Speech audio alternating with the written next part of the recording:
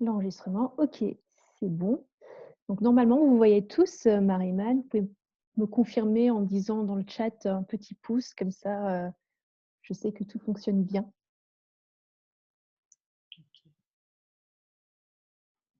OK, Oui, ça fonctionne. Super. Bonjour, bonjour Morgane. C'est à Bonjour vous. Roxane. Ok, donc c'est à moi, ça marche. Donc bien, bonjour à tous aussi, je suis ravie. Ah, il y a quelqu'un d'autre qui est arrivé. Bastien.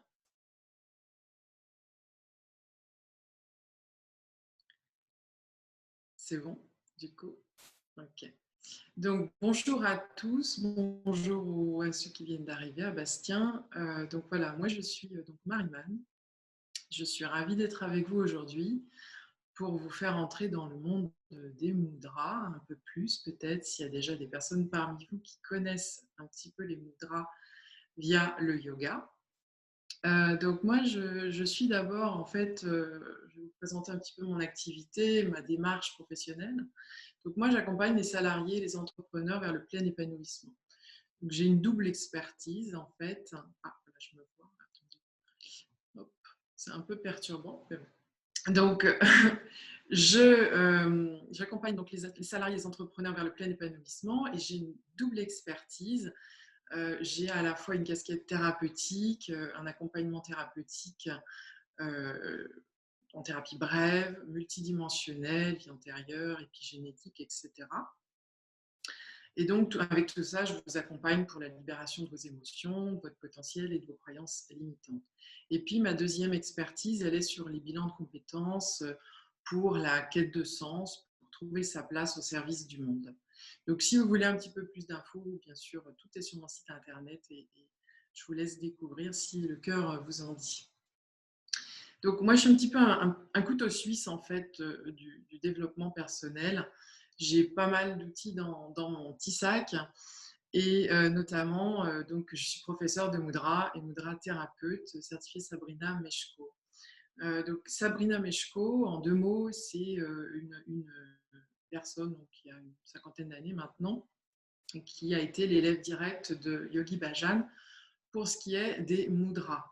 Elle a vraiment reçu, c'est la seule dans le monde en fait. Donc Yogi Bhajan est un peu un père du yoga en Occident. C'est lui qui a beaucoup ouvert cette discipline au monde occidental en fait, puisqu'avant c'était assez secret. Et il a rencontré Sabrina Meshko parce qu'elle cherchait à faire un livre sur cette discipline des mudras. Et le hasard de la vie a fait qu'elle l'a rencontré au bon moment. Il n'y avait jamais eu de livre écrit sur les mudras. Elle a été la première à écrire un livre sur ce sujet. Et après, elle a été maintes fois copiée. Et donc, il y a plein de livres aujourd'hui sur les mudras. D'ailleurs, beaucoup, enfin, certains racontent un peu des bêtises, mais d'autres sont tout aussi valables certainement. Voilà, je ne connais pas tout, bien sûr. Donc, les mudras de Yogi Bhajan sont ceux de la lignée des Sikhs. Donc c'est vraiment très ancien. Pour moi, c'est la partie la plus pure, on va dire, de l'Inde. C'est l'Indus Valley, c'est vers le Pakistan, là où il y a beaucoup de temples très anciens. Il y a une manne culturelle qu'on ne connaît encore pas tout. Hein. Ils étaient extrêmement avancés à tous les niveaux, ingénierie, médicale, culturelle. Et donc c'est une très très belle civilisation qui a été à son apogée là-bas. Et en fait, donc, Yogi Bhajan donc, a reçu tout cet enseignement d'un maître, qui donc, voilà, c'est toute une lignée d'enseignants spirituels qui vient de là-bas. Alors, je vais vous décrire un petit peu l'articulation de cet atelier. Alors, je vais vous présenter succinctement donc, ce que sont les mudras. Ensuite, enfin, je vais essayer succinctement parce qu'il y a pas mal d'infos. Ensuite, donc, je vais vous expliquer leur signification, leur histoire et leur utilité. Et ensuite, on passera à la pratique avec un petit préambule, avec quelques instructions, voilà, pour que ça se déroule parfaitement pour vous. Et ensuite, donc, la pratique durera à peu près une petite demi-heure et une petite relaxation en fin d'atelier. Alors, les mudras, donc je ne sais pas si parmi vous, il y a des personnes totalement novices en mudras ou est-ce qu'il y a pas mal de yogis qui utilisent les mudras dans le cadre du yoga? Voilà, je veux bien si vous avez des petits OK, Morgane, novice. Donc à part ce que vous avez peut-être lu maintenant depuis que vous vous êtes inscrit, mais est-ce que vous aviez, des connaissances avant? OK, très bien, novice. OK. Alors, donc il faut savoir que, au yoga, novice, super, vous jouez le jeu, c'est parfait. L'interaction, marche bien, l'interactivité. OK. Alors, il faut savoir que les mudras, moi ça me fait toujours un peu, rire, mais bon, moi j'étais dans ce cas-là aussi avant, hein, voilà, quand, les gens, apprennent que je suis professeure de mudra ou même en thérapie, quand je fais de la thérapie brève, PIT ou autre, des fois je propose, quand je sens qu'il y a une ouverture, que la personne est réceptive ou fait du yoga, je dis: «Est-ce que ça vous intéresse que je vous donne un mudra?» pour compléter le soin et qu'elle puisse aussi être autonome chez elle et continuer à travailler. Et alors des fois les gens ouvrent les yeux comme ça, ils disent: «C'est quoi un mudra?» Et en fait, un mudra, eh bien, je leur dis: «Mais vous connaissez déjà les mudras?» Alors ils me disent: «Ah bon?» Et j'ai dit: «Oui». Alors j'ai dit: «Qu'est-ce qu'il fait le pape quand il bénit la foule?» C'est un mudra. Quand vous allez, en jardinerie, toutes les statues de Bouddha, quelles qu'elles soient, il fait des mudras. Voilà, il est toujours en train de faire des trucs, voilà. Tous les saints, quand on est tous allés, pratiquants ou pas, dans une église, les statues des saints font tous des mudras, font toutes des mudras. La Vierge Marie, mudra de la dévotion, voilà, pour le plus simple. Le mudra de Jésus, souvent, c'est le mudra pour la guérison du chakra du cœur, hein, donc forcément avec son cœur qui saigne, qui irradie. Donc, on a tous cette culture en fait des mudras. Et il y a donc en fait plein de mudras qui sont dans notre culture et qui sont universels. Euh, donc, avant de rentrer dans la partie historique, je vais vous dire simplement un mudra, qu'est-ce que ça veut dire? C'est un sceau. En sanskrit, c'est un mot qui veut dire un sceau. Le sceau, on cachette, hein, on ferme quelque chose de précieux, on scelle quelque chose, un savoir. Voilà, c'est ça que ça veut dire. Et plus communément, on appelle le yoga des mains, puisqu'il a été complètement intégré au yoga. Mais c'est une discipline à part entière. Donc, elle vient en fait, là je vais rentrer dans la partie historique qui est passionnante. L'histoire des mudras, en fait, elle est mystérieuse. Elle est ancienne. On ne sait pas vraiment d'où ils sortent. La plus ancienne trace, on va dire, en tout cas connue d'où ça a émergé, c'est l'Égypte ancienne. Alors, moi, la première, quand j'ai eu cette info, je me suis dit, qu'est-ce que c'est que ce truc? C'est n'importe quoi, ça vient d'Inde. Eh bien non. J'ai demandé confirmation donc, à ma professeure quand elle m'a sorti ça. J'ai dit, mais d'où tu sors cette information? Parce que j'aime bien savoir, moi, pour ne pas raconter de bêtises, hein, d'où sortent les infos que je donne. Et en fait, elle m'a dit, c'est Yogi Bhajan qui m'a dit ça. Donc lui-même avait cette info de son maître. Et donc, toute une tradition comme ça, orale, donc avait cette info et que ce savoir venait d'Égypte ancienne et avait voyagé jusqu'à l'Inde. Donc voilà, il faut savoir que c'est pas le berceau, l'Inde apparemment n'est pas le berceau des mudras. Peut-être, en tout cas, il y en a une petite partie, mais voilà, il y avait beaucoup de choses qui venaient d'Égypte ancienne. Euh, alors, comment ils sont arrivés en Inde? Donc, il y a eu beaucoup d'échanges à un moment donné. Donc, il y a des grandes civilisations, il y a les Sumériens, donc je vous dis, il y a eu l'Indus Valley, tout ça. Il y a eu certainement des transferts par le commerce, par des voyages culturels, enfin, voilà, des gens qui ont immigré, des passations de savoir qui ont certainement eu lieu comme ça. Et ensuite, les mudras ont voyagé en fait par la Grèce, entre l'Égypte et l'Inde. Ils sont allés en Grèce. Et puis ensuite, ils sont retournés en Italie, Empire romain et tout ça.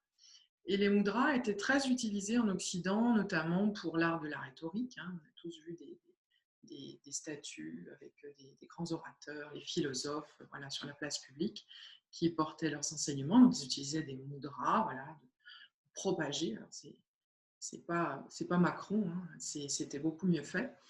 Et puis, ensuite, ils ont intégré ça aussi dans d'autres disciplines. Par exemple, l'art du pantomime. Pantomime, c'est des danses, c'est un peu l'ancêtre du mime, hein, aujourd'hui. C'était des danses en silence, expressives, pour exprimer des sentiments. Voilà. C'était un peu comme le théâtre à l'époque.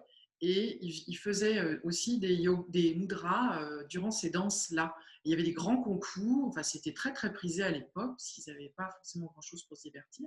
Donc, ils aimaient beaucoup ça et ils faisaient des concours. Et le gagnant, d'ailleurs, s'appelait le philosophe dansant, sous l'empereur Auguste, c'est ça. Voilà. Donc, pour vous dire comment c'était un petit peu intégré dans la vie européenne, occidentale. Et puis, en fait, on a perdu complètement en Occident toute la partie guérison, élévation spirituelle, hormis donc dans la religion, qui utilise encore quelques mudras. Je vous dis, on les voit sans les voir, en termes pour les statues, toutes les représentations des saints, mais aussi pendant les offices, il y a plus ou moins de savoir qui est transmis, mais les, les prêtres, les curés reçoivent un enseignement dans des livres avec des codifications de certains mudras, voilà, pour telle cérémonie ou telle action. Ils ont un savoir, bien sûr, qui est gardé secret pour eux. Voilà. Donc, en Occident, on n'a vraiment plus que des traces et toute la partie élévation spirituelle, guérison, utilité vraiment pour se développer soi, acquérir des vertus, des qualités supérieures, n'est plus utilisée. Et donc, moi, je permets ça donc, grâce au savoir que j'ai reçu. Je vais vous présenter les doigts. Parce qu'en mudra, tout est utile, la posture est utile, est importante. Donc, il y a vraiment la codification c'est l'homme dans son environnement. Donc, on est sur Terre, on est relié au ciel, puisque c'est aussi le but du yoga. C'est pour ça que les mudras ont été intégrés au yoga. Le but, c'est vraiment de relier l'homme à son environnement, au cosmos, d'avoir un lien comme ça avec tout ce qui nous entoure. Et alors, dans le corps, la partie droite est reliée au soleil, la partie yang, vraiment masculine. La partie gauche, c'est la partie lunaire et féminine. C'est intéressant parce que moi-même, quand je fais des soins chamaniques, j'ai aussi cette codification qui est apparue, c'est-à-dire que quand je trouve des choses sur la lignée maternelle, c'est à gauche, sur la lignée paternelle, c'est à droite. Donc ça, c'est juste une petite aparté. Ensuite, vous avez en avant et vers vous.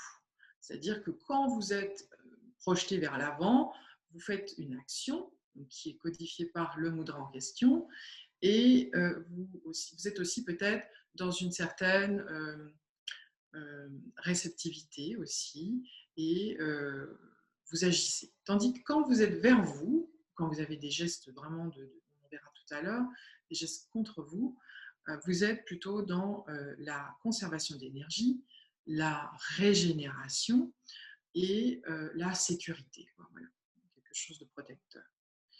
Voilà pour le corps. Maintenant, les doigts. Alors, c'est intéressant parce qu'il y a beaucoup de similitudes avec la chiromancie, qui est un art aussi très ancien de lecture de la main. Donc, il y a vraiment des choses qui se recoupent. Alors, au niveau des doigts, donc chaque doigt est relié à une planète. Alors, c'est la même chose à droite. Là, je vous montre à gauche. Donc, le pouce, c'est au niveau des planètes, pardon, c'est Mars. Ensuite, c'est Jupiter, Saturne.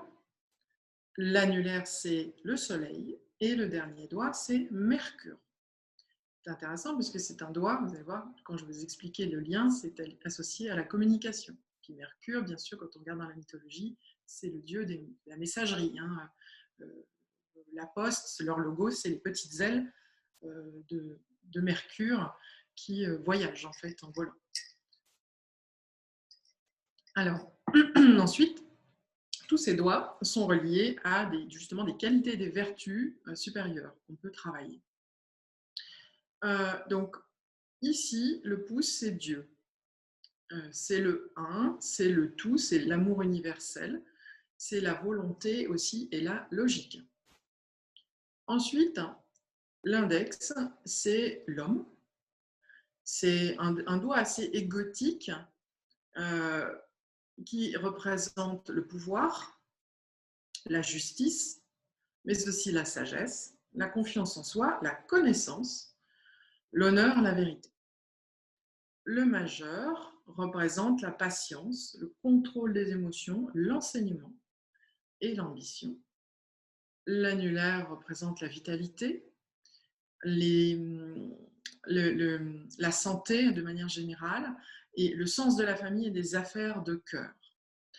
Et enfin Mercure, donc la communication, la créativité, la capacité à atteindre la paix intérieure et à apprécier la beauté. Tout un programme. Voilà pour les doigts. Maintenant, donc, je vais vous parler de leur utilité. Alors d'abord, au niveau aussi des mudras, il faut savoir qu'il y a des mantras. Parfois non, mais très souvent, il y a des mantras. Alors, les doigts sont reliés à des planètes. Donc, il y a une lecture astrologique de l'homme dans le cosmos, tout ça. C'est aussi lié aux méridiens. On retrouve aussi donc l'histoire un peu comme dans l'acupuncture, tous ces savoirs-là, ou même l'ayurvédique. Enfin, voilà, l'homme est un complexe énergétique. Hein. Ça, on le sait maintenant. On sait que le corps humain émane de l'énergie, de l'électricité. Et donc, il y a des réseaux énergétiques. Ça, maintenant, je ne sais pas, il faut vivre dans une grotte pour ne pas le savoir. Donc, chaque doigt va stimuler des choses. Et il faut savoir que les mantras stimulent aussi des choses. Il y a la vibration du son. Quand vous parlez, vous le sentez. Même vous mettez juste votre main là, quand vous parlez, vous sentez que ça vibre beaucoup. Et puis, si vous êtes aigu, grave, voilà, ça bouge différemment. On trouve ça aussi dans le yoga du son et dans les 5 sons tibétains aussi de santé. Voilà, on a des sons selon les saisons, tout ça pour travailler certaines énergies et lutter contre les fongs, les choses qui nous atteignent la santé. Tout ça dans un but de maintenir l'énergie, enfin, l'harmonie, l'énergie, la santé. Donc, les mantras, au niveau de la bouche, il faut savoir qu'on a 58 petits chakras au niveau du palais. Quand vous avez une prononciation de mantra, eh bien, vous activez, en fait, selon comment vous tapez avec votre langue, vous activez certains points et donc il y a toute une action, une mise en route aussi complémentaire au mudra. Mais le mudra en lui-même déjà est actif et le mantra ne fait que l'amplifier, le décupler, voilà, et donc vous pouvez tout à fait faire un mudra sans mantra. Voilà, puisque ça rajoute une complexité aussi de pratique. Sachez que le mantra, vous n'avez pas besoin de savoir ce que ça veut dire, même si c'est intéressant. Donc, je vous ai mis dans le PDF les mantras, on va dire, principaux qui reviennent beaucoup, Satnam et Onkar. Il faut savoir que ce n'est pas nécessaire de connaître, mais donc parce que les mantras, en fait, sont un langage très ancien et il n'y a pas... C'est surtout la vibration du son. C'est des sons primordiaux un petit peu, c'est du A, du O, voilà, il y a beaucoup de résonance et il y a un bouquin très intéressant que je vous invite à lire si ça vous intéresse, de savoir un petit peu plus pour les mantras, c'est le langage des dieux. Donc on voit vraiment que c'est des racines très anciennes en fait, des sons et vous voyez par exemple le ma, c'est des choses qu'on retrouve dans plein de langues. La Vierge Marie, la Pachamama, la mère, c'est des sons, le ma, c'est quelque chose de très maternant et qui est un peu universel. Hein.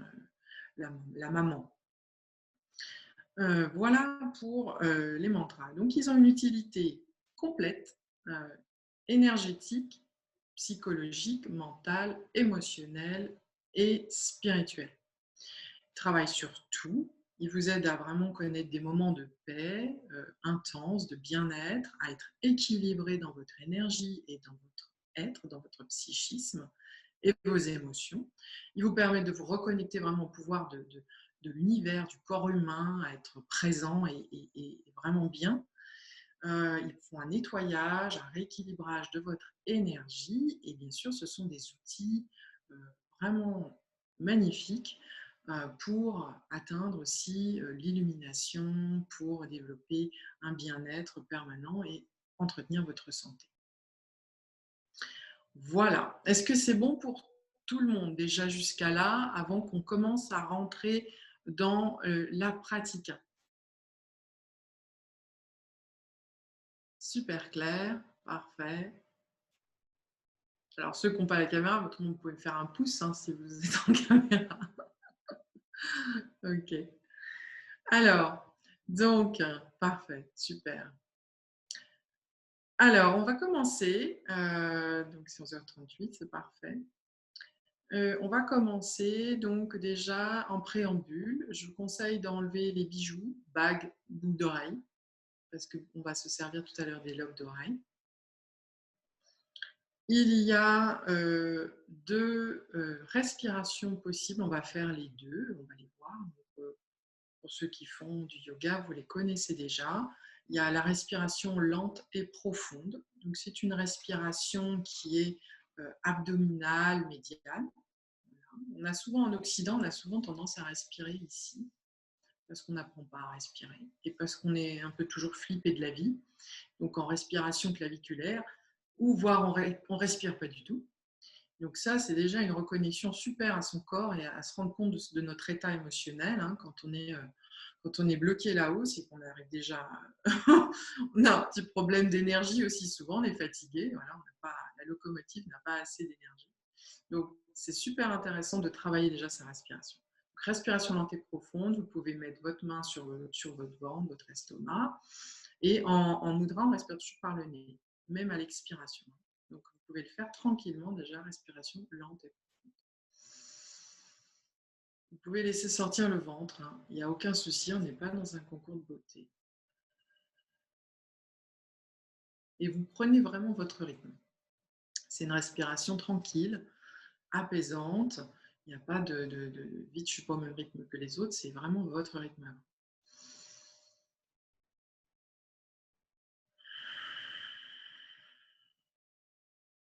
Vous avez remarqué que je fais un tout petit temps, hein, 1 ou 2 secondes à poumon plein, 1 ou 2 secondes à poumon vide, avant donc d'inspirer ou d'expirer.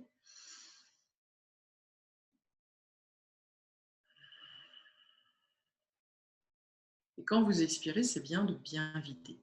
Donc, cherchez à rentrer un petit peu le ventre pour bien vider l'air vicié, donc il y a besoin d'être évacué. Ça, c'est donc la première respiration qui est la plus commune. Et il y a quelques mudras, donc on va en voir un, qui sont assez toniques, donc ils utilisent la respiration de feu. C'est la même chose, mais en plus rapide.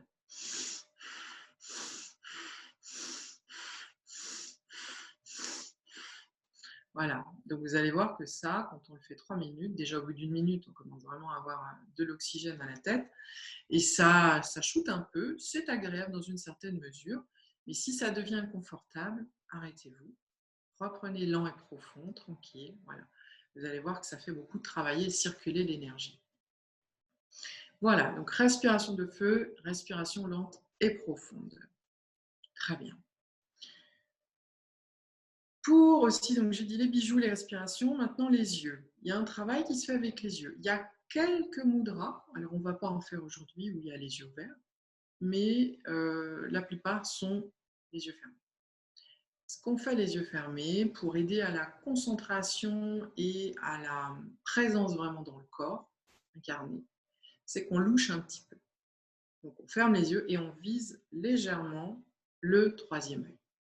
Voilà, vous allez voir que ça aide vraiment à fixer l'esprit et à être dans sa posture. De toute façon, on a le travail de la respiration, on a le travail des doigts aussi. Donc en général, quand on fait des mudras, on est là et juste là. C'est ça qui est super aussi, c'est que ça déconnecte vraiment rapidement la tête. Pour les bras. Alors les bras, vous allez en fait jamais faire comme ça. En général, on a tendance à dire oui, je vais faire sur les côtés. Non, on est toujours un petit peu dans notre espace en V comme ça. Voilà. Et puis au niveau hauteur, alors en général, donc c'est pour ça que ça sollicite un peu les épaules, on est parallèle au sol au niveau des bras.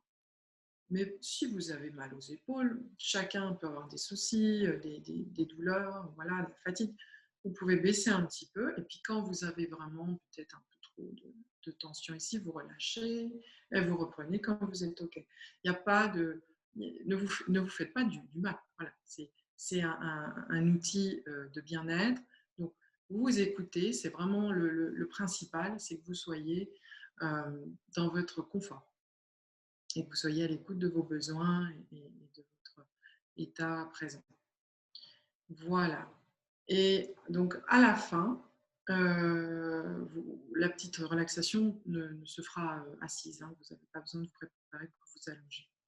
Donc voilà, je vous ai parlé de tout ça. Donc, pas de bijoux, respiration, les deux, lent et profond et de feu.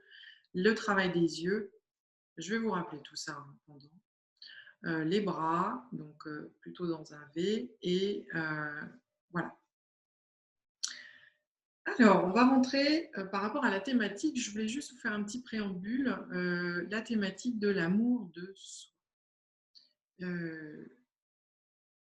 En fait, tous les mudras vont vous aider à ça, dans le sens que vous allez prendre soin de vous, vous développer, vous faire du bien.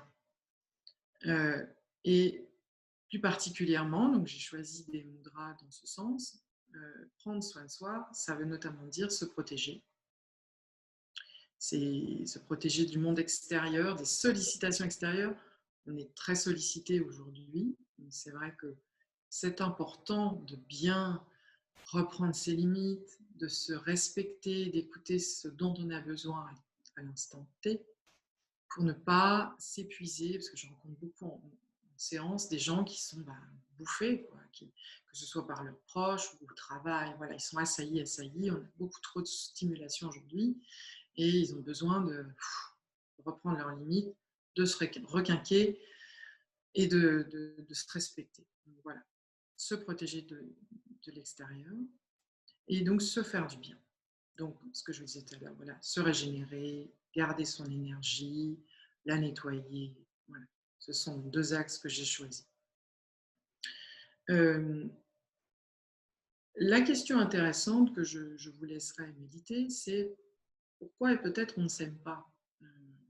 Il y a pas mal de gens finalement qui ne s'aiment pas, qui ne sont pas forcément confortables avec eux-mêmes. Donc ça, c'est bien d'explorer aussi et de regarder en face ce qui fait qu'on ne s'aime pas. Et ça se travaille en thérapie individuelle. Je voulais juste dire ça. Donc, on va commencer. Je vais boire un petit coup.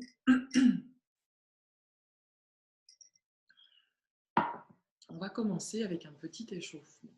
Donc, placez-vous le dos bien droit.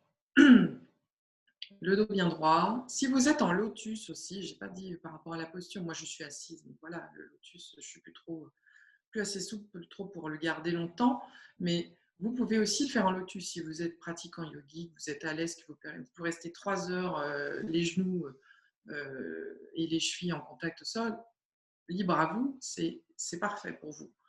Mais vous pouvez aussi le faire assis, il n'y a pas de truc mieux ou moins bien. Donc dos bien droit. On se rappelle la respiration. Vous pouvez déjà commencer à être dans cette respiration lente et profonde. Abdominale, médiane, tranquille, par le nez. Souvent, vous allez avoir tendance à vouloir expirer par la bouche. Mais déjà, commencez à bien mettre cette intention d'utiliser le nez. Et puis, on va commencer à placer les bras sur le côté. Vous allez casser les poignets en fait vers l'arrière et mettre vos mains en coupe, comme si vous vouliez, imaginez que vous voulez changer une ampoule. Alors, vous pouvez avoir d'autres références aussi à Roland McDan ou un siphon fond les marionnettes.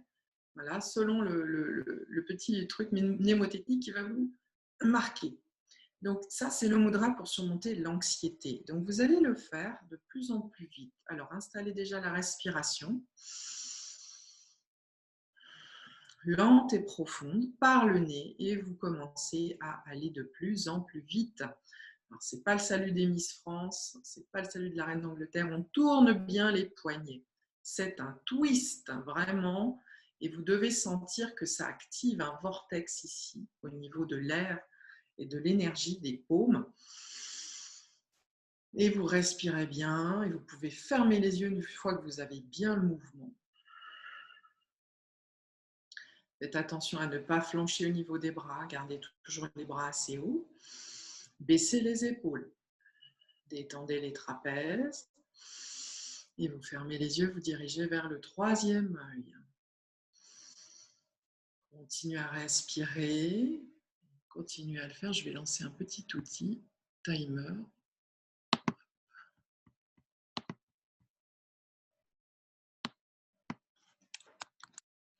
Voilà, et chaque mudra se fait à peu près 3 minutes en règle générale. Tous les mudras, des fois il y a des mudras qui font 11 minutes, enfin voilà, mais 3 minutes c'est bien. Vous pouvez déjà faire 3 minutes, c'est super. Si vous avez mal, rebaissez. Décontractez vos bras, vos épaules et vous pouvez reprendre le mudra pour surmonter l'anxiété.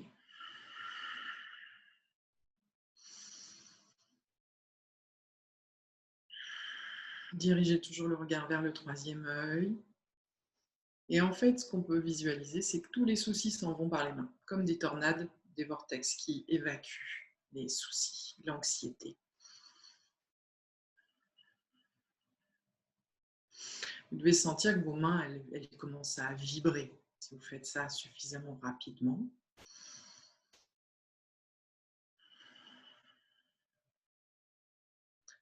Baissez bien les épaules, dirigez bien le regard vers le troisième œil. Les bras qui ne descendent pas trop. Continuez à bien respirer profondément et lentement.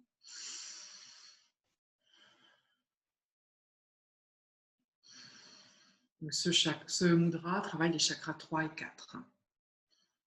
Donc, ce qui est un peu normal puisque c'est le siège des émotions, le troisième chakra, désagréable.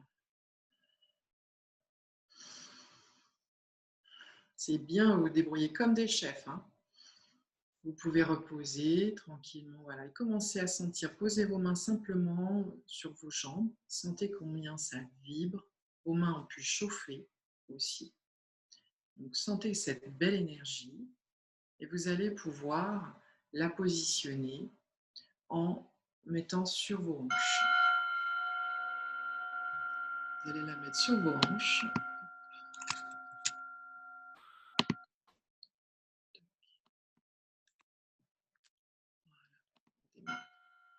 Donc, sur vos hanches, vous allez placer vos deux mains face au sol. Ce n'est pas contre le corps comme ça.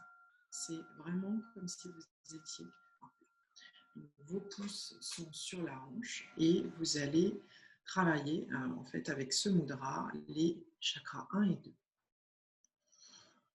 Maintenant que vous avez les mains bien activées au niveau énergétique, vous pouvez profiter de cette belle énergie dirigée vers vos premiers chakras 1 et 2. Vous fermez les yeux, le regard dirigé vers le troisième œil, baissez les épaules et vous vous concentrez sur le mouvement justement du ventre qui se gonfle et se dégonfle tranquillement et qui du coup va écarter vos mains et les rapprocher. Alors on est plus ou moins fin, si vos mains se touchent, ce n'est pas grave.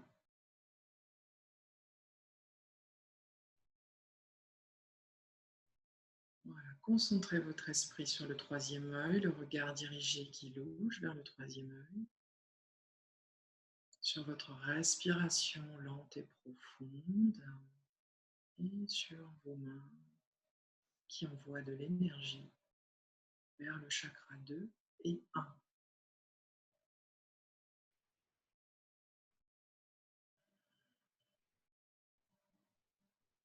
Laissez-vous bien aller dans la posture. Profitez de ce moment pour vous et écoutez votre corps.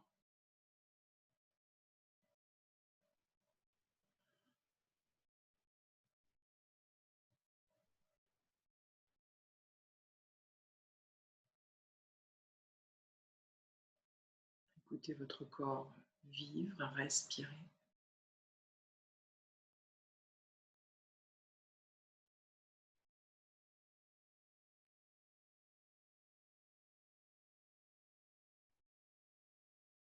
Le regard toujours vers le troisième œil. Respiration par le nez, épaules basses.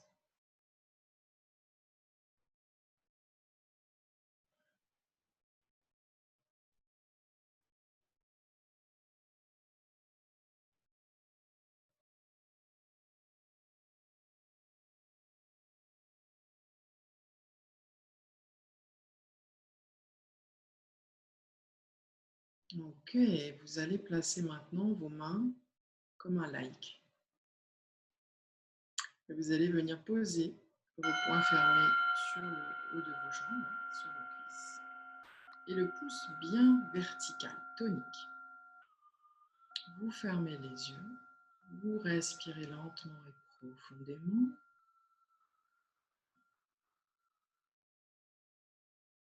Toujours par le nez, dans le ventre. Regard vers le troisième œil, épaules basses, dos droit.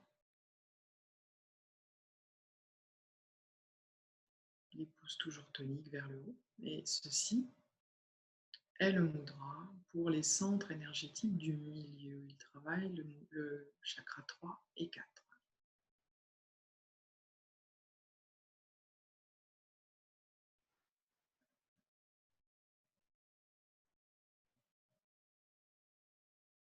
Vous devez sentir que votre respiration est plus ample que tout à l'heure, que vous commencez à vous poser bien dans la respiration, votre respiration naturelle.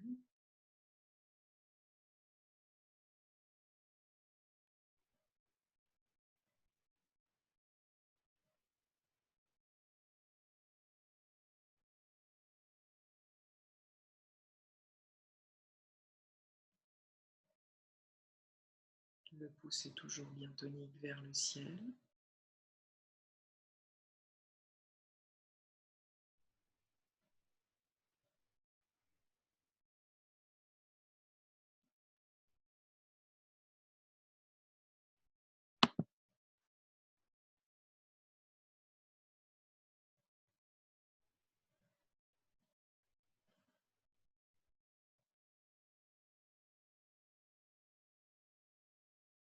Voilà, continuez à bien respirer tranquillement à votre rythme.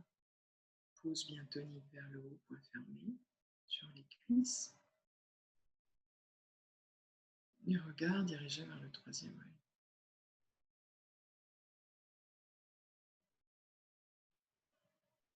Ok, maintenant vous allez venir placer, on a fini l'échauffement, maintenant on va attaquer un petit peu une séquence de mudra. Donc vous allez venir, donc c'est un peu haut les mains, voilà, si vous voulez un moyen mnémotechnique. Ce qui est important, c'est le pouce. Le pouce est bien perpendiculaire à la peau et vous allez venir le placer au niveau, alors point de repère, vous prenez vos oreilles. Et vous pouvez soit choisir de placer votre pouce, voyez, au début de l'oreille, sur le haut des maxillaires, ou vous prenez le repère des oreilles et vous écartez. Et vous restez face à vos oreilles. Voilà pour la posture. Les mains bien verticales, les doigts groupés. Et les pouces bien perpendiculaires.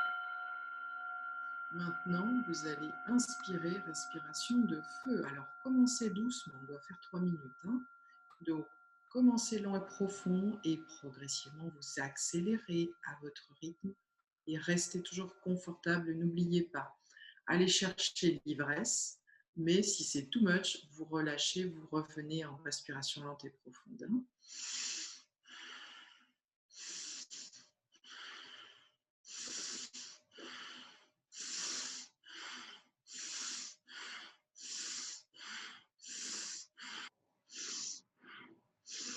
Alors, continuez, baissez bien les épaules, c'est juste les bras qui travaillent. Les pouces bien dirigés vers les oreilles. Activez l'air oxygénez-vous. Sentez que ça vient très vite, l'énergie au niveau de la tête.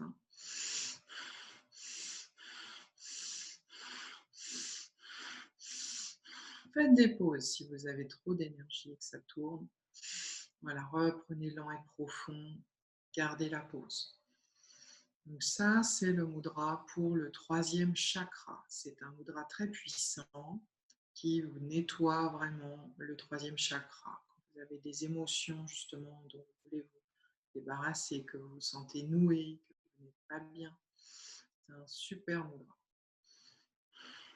Et ceux qui ont envie de compliquer l'exercice peuvent dire Satnam, qui est le mantra associé sur l'expiration. Donc ça donne Satnam, Satnam, Satnam. Voilà. Mais si vous ne vous sentez pas, faites la respiration toute seule. Baissez bien les épaules, détendez-les si c'est douloureux. Et vous pouvez baisser, reprendre comme vous le souhaitez.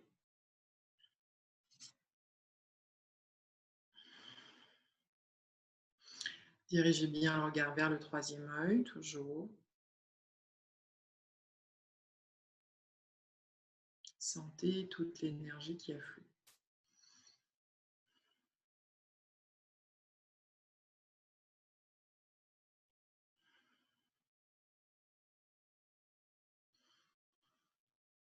Les pouces bien toniques vers les oreilles, toujours.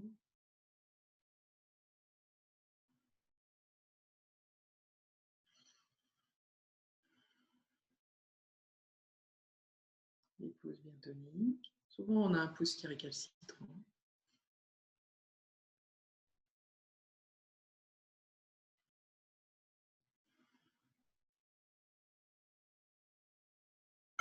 Ok.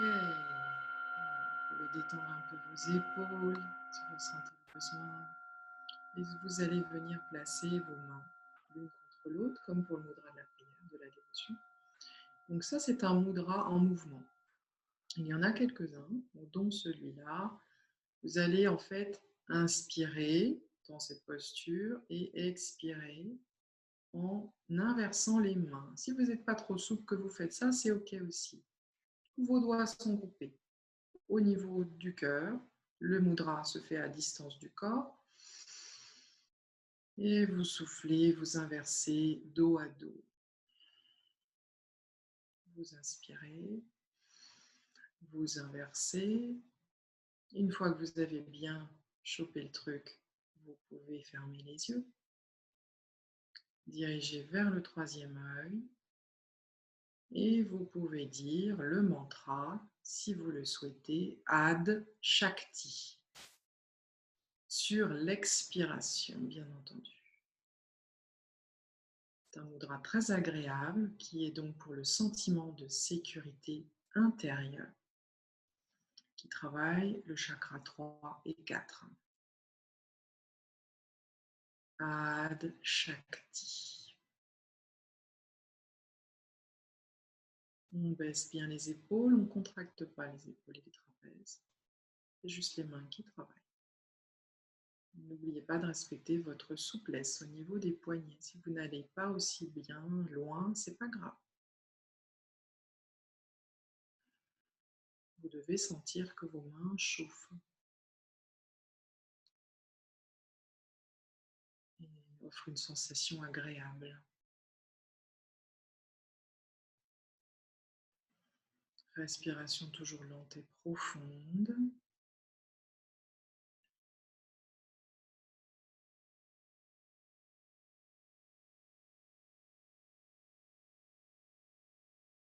Donc, ceci est le mudra pour le sentiment de sécurité intérieure.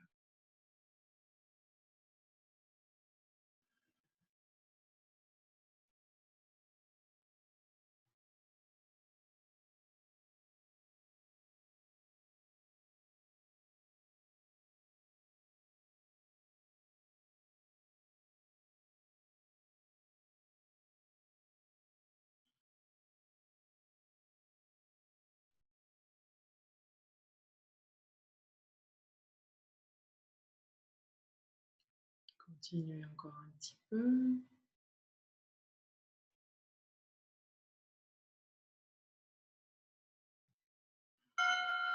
Et vous allez venir Placez votre main gauche au niveau en face du chakra du cœur. Mettez le pouce à l'intérieur et fermez le poing. Vous allez venir un peu comme dans le jeu marteau-ciseau-papier, quand le papier mange le marteau, recouvrez votre main gauche avec la main droite. Et petite particularité, avec le pouce droit, vous appuyez sur le début du pouce, l'os, la boule. Voilà. Vous voyez la posture de près. Voilà. Une fois que vous êtes dans cette posture, donc les bras horizontaux, en face du cœur, vous pouvez fermer les yeux. Inspiration lente et profonde. Les épaules relaxées. Bien descendre votre respiration dans le ventre et la partie médiane.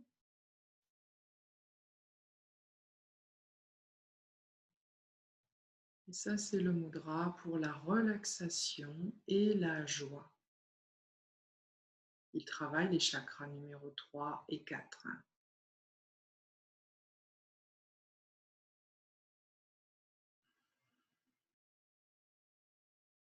Laissez-vous aller dans la posture. Toujours le regard vers le troisième œil. Centrez votre esprit.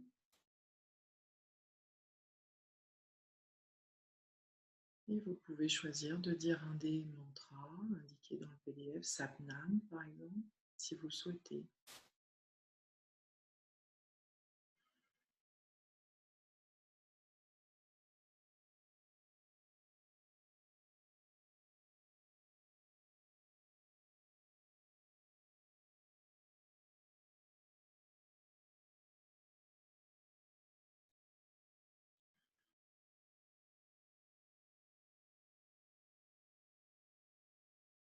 Immergez-vous dans le mouvement. Soyez totalement dans votre posture. Acceptez d'éventuels inconforts. Et si c'est trop inconfortable, vous pouvez relâcher vos épaules et reprendre.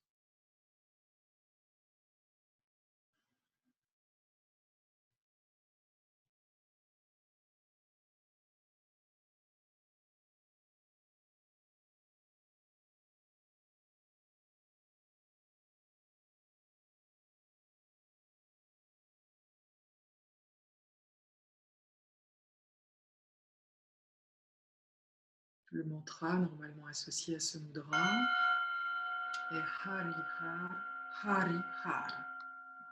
C'est juste pour l'info. Maintenant, vous allez venir placer vos mains au niveau de votre plexus solaire. Vous allez mettre dos à dos vos 3 derniers doigts. Voyez, dos à dos, les 3 derniers doigts et vos index se touchent. Puis vos pouces. De dessus, ça donne ça. Vous allez diriger vers votre plexus solaire et vous touchez vos pouces au niveau du plexus solaire. Voilà.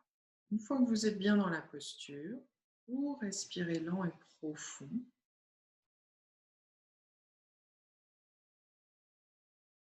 Et vous dirigez votre regard vers le troisième œil.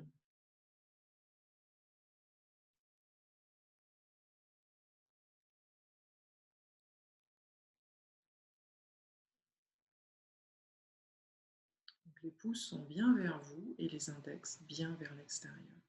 Et cherchez à écarter les pouces et les index, à vraiment faire comme un espace entre les deux, entre les 4 doigts.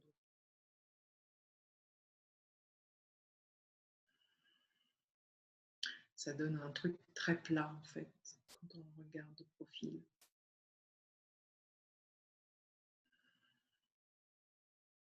Donc, ceci est le mudra pour la confiance en soi. Et il travaille les chakras 3 et 6.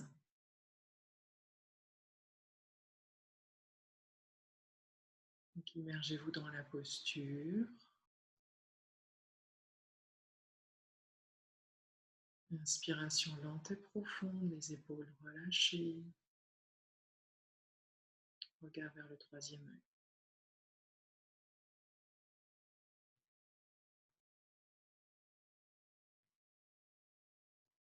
Détendez-vous et laissez les doigts travailler, laissez votre corps travailler.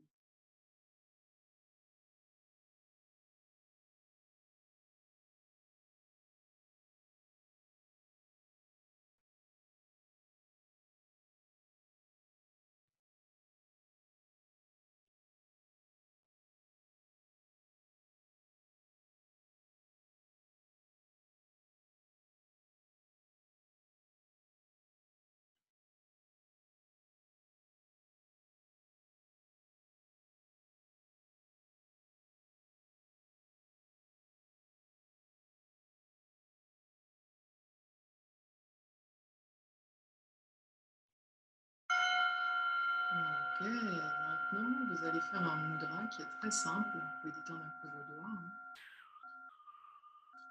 Vous allez vous accrocher à vos lobes.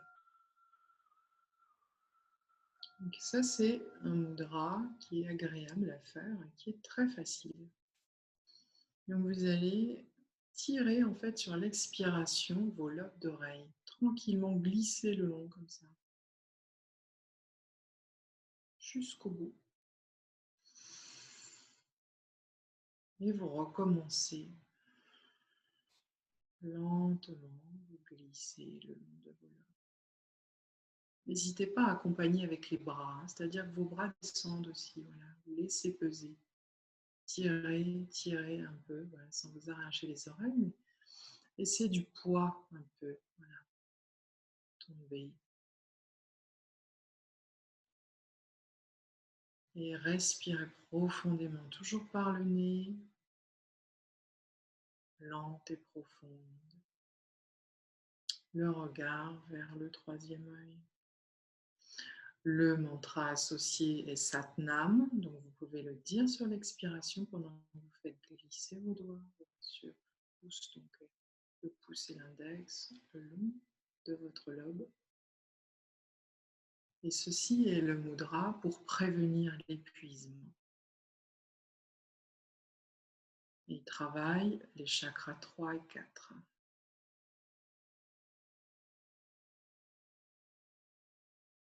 Vous pouvez visualiser par exemple que votre être comme si vous couliez, comme si vous laissiez aller, vous deveniez un peu tout mou. Voilà, quelque chose d'ancré, un peu lourd et agréable, un peu doux, mou. Comme si vous lâchiez tout en fait.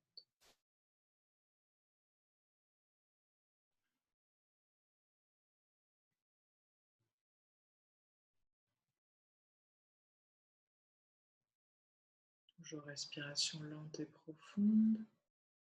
Regard vers le troisième œil, les yeux fermés. Laissez-vous aller complètement.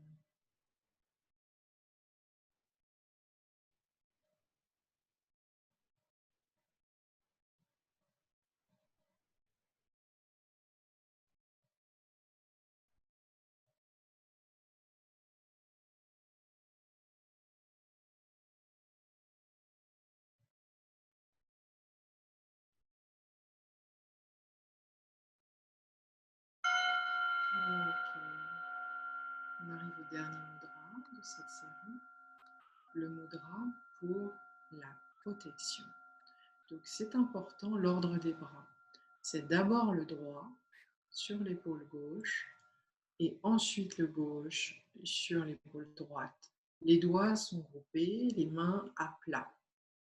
Donc ici, on est vraiment dans une posture, c'est ce que je vous expliquais tout à l'heure, de protection, de préservation. Vous êtes comme un bouclier sur votre chakra du cœur.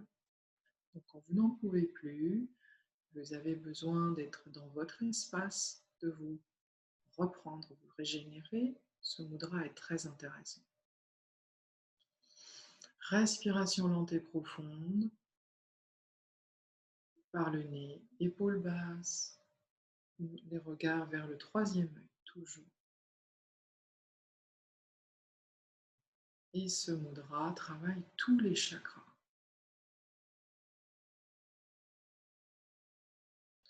Et le mantra associé est la syllabe universelle Om. Donc vous pouvez vous amuser à laisser résonner ce Om, à faire peut-être du chant diphonique si vous savez le faire, et amusez-vous à laisser vibrer le Om, plus ou moins grave.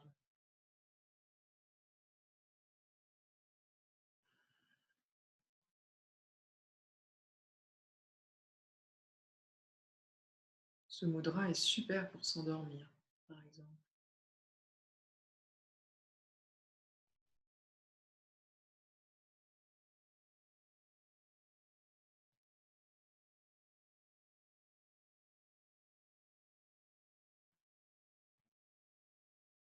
Sentez combien vous vous faites du bien, que vos chakras des mains vous donnent leur énergie, chauffent, combien c'est apaisant, ce contact avec vous-même, comme si vous vous faisiez un hug.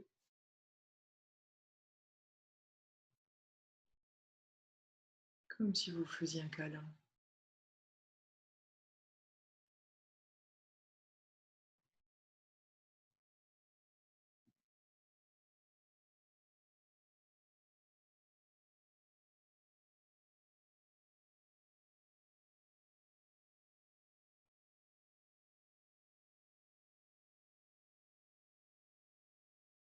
Et prenez conscience combien cette posture est très égyptienne. Comme si vous étiez un gardien d'un temple.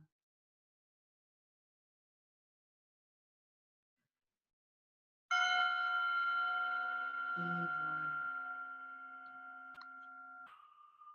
Je vais arrêter le petit timing.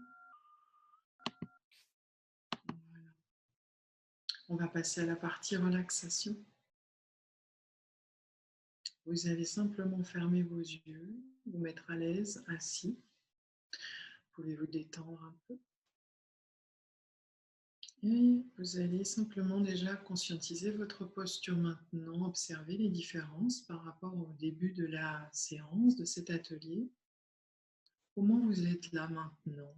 Si vous avez des sensations particulières, si vos mains sont vibrantes, chaudes, si votre esprit est paisible, si vous vous sentez pleinement centré, présent. Et vous allez justement commencer à imaginer qu'un scanner, comme dans une imprimante, une barre lumineuse, commence à vous parcourir de haut en bas, au niveau de la tête d'abord, et observer chaque partie de votre corps ainsi, tranquillement, de haut en bas. Comment est votre esprit, votre tête, votre visage, vos traits? Ils sont détendus. Votre visage peut-être est chaud. Observez votre nuque, vos épaules, vos trapèzes, vos bras. Sentez leur poids, leur présence simplement là. Laissez-les aller tranquillement avec la gravité. Observez votre poitrine, votre gorge.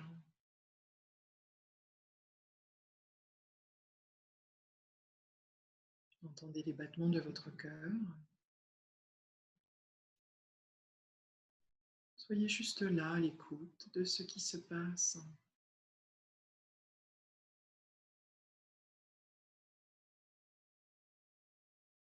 Comment est le rythme de votre respiration?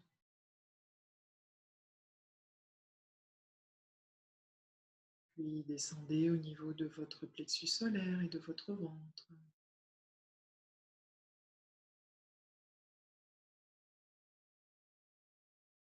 Observez si c'est tranquille, plus qu'avant.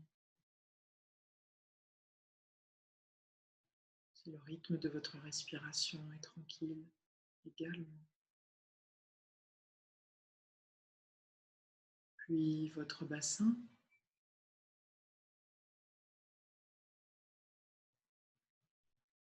Sentez tout son poids, son ancrage, bien assis.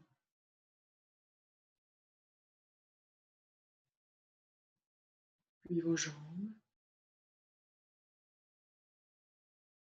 vos cuisses, vos genoux, vos mollets, vos tibias et vos chevilles et vos pieds. Sentez combien votre posture est forte et tranquille. Toujours les yeux fermés. Imaginez maintenant deux tiges, comme deux tiges qui partent de votre cerveau à l'intérieur de votre corps, comme des câbles, et qui descendent jusqu'au milieu de la plante de chacun de vos pieds.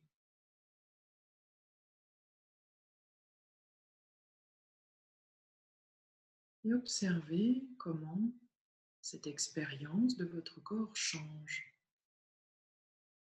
quand vous imaginez cela.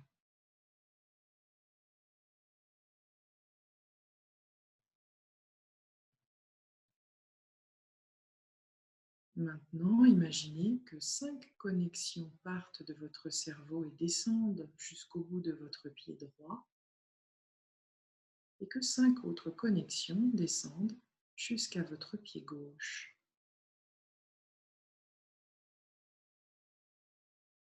Augmentez le câblage.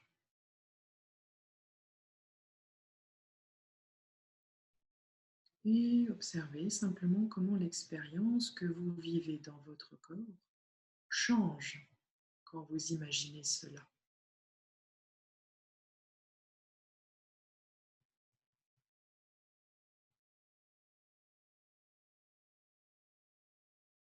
Imaginez à présent que chacune de ces tiges verticales qui relient votre tête à vos pieds produit des branches horizontales à l'intérieur de votre corps à chaque centimètre. Imaginez comme des racines qui commencent à pousser de toutes parts, incluant vos bras et vos mains. Colonisez votre corps un peu plus et observez vos ressentis, comment ils changent dans votre corps.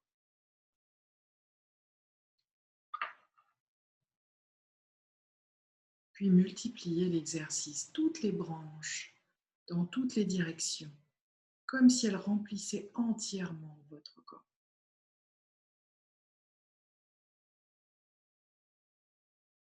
Et remarquez ce que vous vivez quand votre corps est rempli de ce réseau, comme des neurones.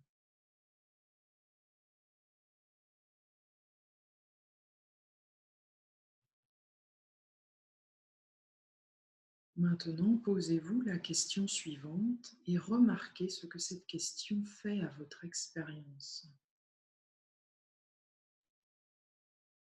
Qu'est-ce qui change en moi lorsqu'il n'y a plus de séparation entre moi et mon corps?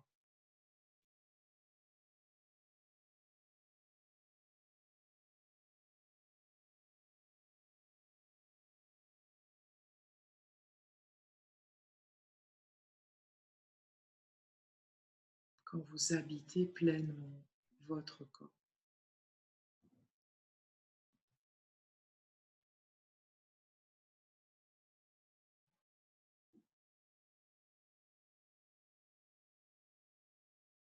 Et vous allez prendre quelques respirations profondes pour exprimer cette sensation et ce bien-être.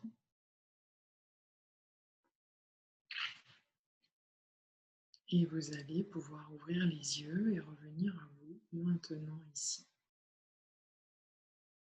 Et on va pouvoir passer au petit échange qui est prévu,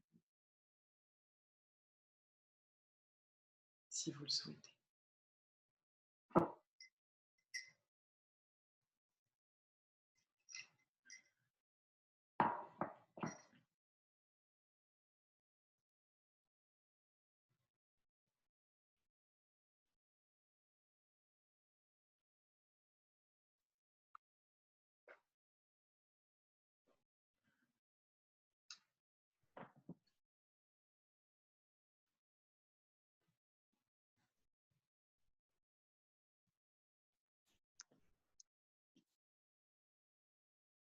Merci Roxane, je vous en prie, c'était un plaisir.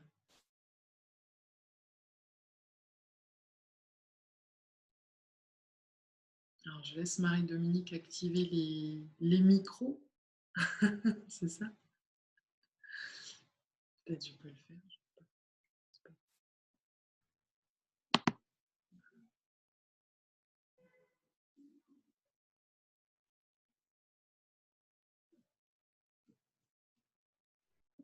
Alors, je viens de désactiver les micros, donc si vous avez des questions, vous voulez juste remercier Marie-Man, vous pouvez.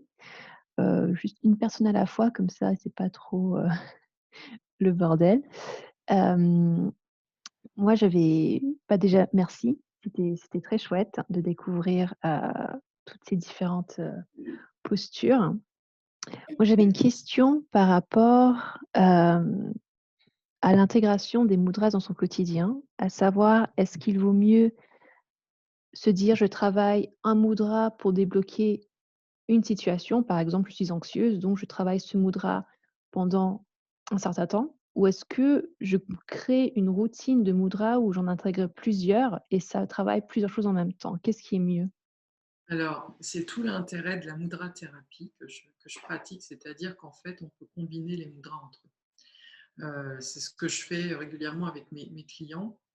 Vous pouvez tout à fait avoir, c'est un peu comme l'homéopathie, vous avez des fois, vous avez un mudra, vous savez que la personne, c'est vraiment le truc clé qui va lui faire du bien en première intention, donc elle va travailler ce truc-là. Et des fois, vous allez sentir qu'il y a plusieurs trucs à faire. Et donc, vous pouvez donner une petite séquence. En général, c'est tout à fait faisable si après, tout est une question de volonté. Hein, c'est pareil. Hein, il y a des gens qui sont déterminés, même s'ils ne connaissent rien du tout au yoga, ils veulent aller mieux, ils jouent le jeu et je vous assure qu'ils ont des super résultats. Moi, j'ai une personne qui était venue me voir, là, qui habite d'ailleurs dans ma ville, à Trédion. Elle était vraiment pas bien du tout au niveau pro. Elle pensait même à se partir de ce travail tellement elle n'était pas bien. Voilà, elle avait vécu des choses, elle se sentait plus à sa place du tout parce qu'elle avait été en congé maladie, enfin en congé maternité longtemps, et elle revenait, elle avait l'impression de plus trouver ses marques, elle avait l'impression que les gens étaient contre elle. Et en fait, elle n'arrivait plus à communiquer, à être avec les autres. Et en fait, on a travaillé bien sûr en thérapie PIT, mais je lui ai donné aussi un mudra. Je lui ai donné un mudra précis pour la communication. Je lui ai dit, faites ça tous les jours, matin et soir, idéalement, avant d'aller au boulot, le soir avant de vous coucher si vous avez le temps, mais au moins une fois par jour, 3 minutes. Elle a joué le jeu et je vous assure qu'au bout de 15 jours, c'était plus pareil du tout. Et d'ailleurs, après, on a arrêté de travailler ensemble puisqu'elle était super contente, tout allait bien. Elle avait retrouvé complètement une autre façon de fonctionner.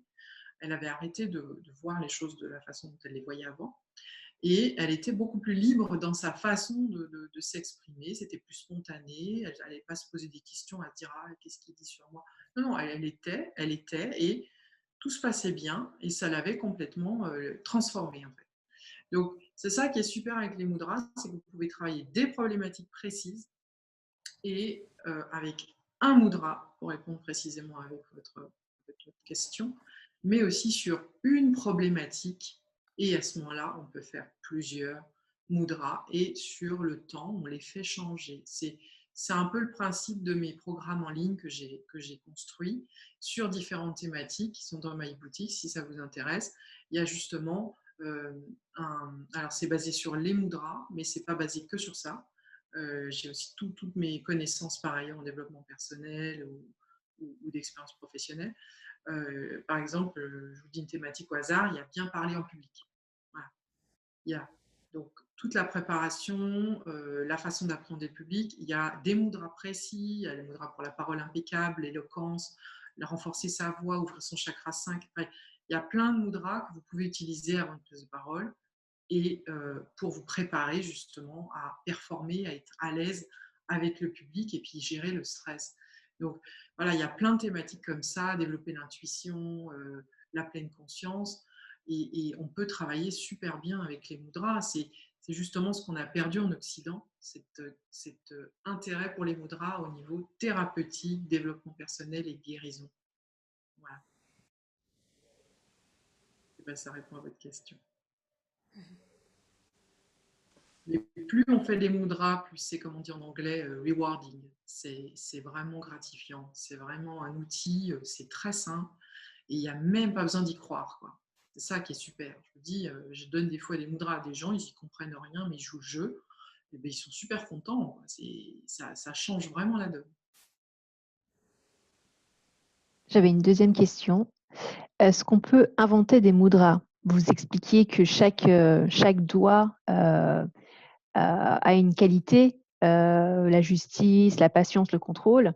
Est-ce qu'en sachant ça, on peut se dire, ben tiens, bah, j'ai envie de travailler la patience, je sais que c'est le majeur, il me semble, donc je vais m'inventer un mudra. Est-ce que ça fonctionne comme ça ou est-ce qu'il faut suivre Heu, des choses déjà établies? alors, par rapport à cet exemple précis, j'ai envie de vous dire, vous n'avez pas besoin d'inventer, puisqu'il y en a un, ça s'appelle le mudra de la patience. C'est celui-là, justement. Donc, on voit bien qu'on connecte justement le doigt en question avec Dieu et on remet à Dieu et on se calme. Donc, c'est ce qui est intéressant. Par contre, alors, je vais répondre à votre question de deux manières différentes. C'est premièrement, on peut inventer des mudras, mais j'ai envie de dire pas avec la tête.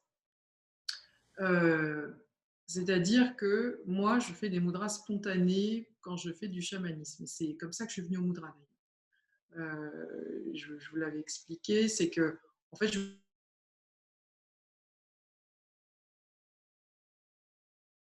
me suis mise à faire des mudras. Si je n'ai pas mon tambour dans les mains, j'ai les mains libres, je fais des mudras. Et en fait, je me suis prise en photo et j'ai envoyé ça à ma prof à un moment donné pendant ma formation. Je disais, mais quand je fais ça, ça veut dire quoi? Parce que je ne sais pas ce que je fais. Je fais des postures, mais j'ai dit, voilà, ça veut dire quoi? Et en fait, donc je lui ai expliqué, je lui ai pris la photo et on a eu un super échange. Et en fait, quand je fais des mudras spontanés en soins, ils sont toujours pertinents. C'est-à-dire que mon corps sait l'énergie, je vais chercher tel truc en bas, en haut, tel doigt, machin. Et en fait, c'est toujours logique par rapport à ce que je fais sur la patiente ou ce dont elle a besoin. C'est ça qui est super intéressant. Donc, n'hésitez pas, si vous êtes en, je sais pas, c'est un peu comme le Qigong spontané aussi, il y a cette idée-là, c'est-à-dire que le corps, il sait, quand vous commencez à être vraiment dans une pratique intuitive, que vous êtes dans le ressenti de l'énergie, que vous laissez aller votre corps, il va faire des trucs. Il va faire des trucs tout seul. Donc, le chi, hein, le chi, c'est naturel. Le chi, c'est une hélice, c'est l'énergie. Donc, quand on commence à aller dans ces sensations-là et qu'on s'écoute et qu'on sent ce qui est juste pour soi, c'est possible de faire des mudras spontanés. Mais je vous dis, pour moi, ça passe pas par la tête. Et après, par contre, ce qui est intéressant aussi, c'est de voir les mudras quand on voit des photos. Et avant de lire l'explication, si on l'a ou si on ne l'a pas, c'est d'essayer de comprendre ce qu'ils font, ce qu'il veut dire. Par rapport à cette lecture-là, les doigts avant, vers soi, en haut, en bas, droite, gauche, qu'est-ce qu'il veut dire? Et c'est super intéressant d'abord de se creuser un peu les méninges avant d'aller vérifier vraiment ce qui se passe avec ça. Voilà.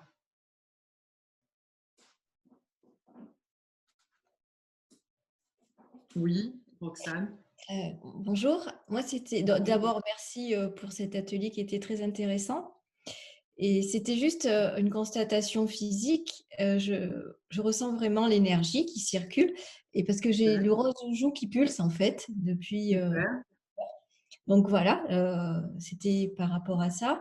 Et vous demandez si vous donnez comme ça de temps en temps des ateliers en ligne puisque j'habite pas dans la même ville que vous. Donc, s'il y a à nouveau des ateliers qui se dérouleront dans les mois à venir. Alors, pas dans l'immédiat, à moins que Lumina Travel veuille renouveler l'exercice et que je sois disponible aussi. Mais autrement, on peut tout à fait aussi faire ça par Skype. Je consulte, j'ai des clients partout.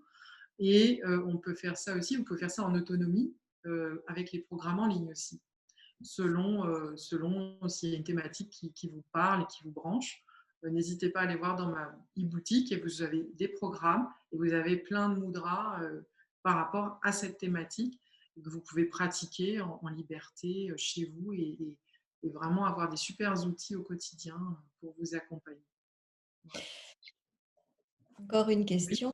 C'est au niveau de la respiration du feu. Je la trouve vraiment difficile et j'arrive pas à la tenir plus d'une minute. j'ai la tête qui tourne. Normal. Est-ce qu'il y a des techniques pour la travailler ou c'est juste à force de la faire qu'on s'améliore?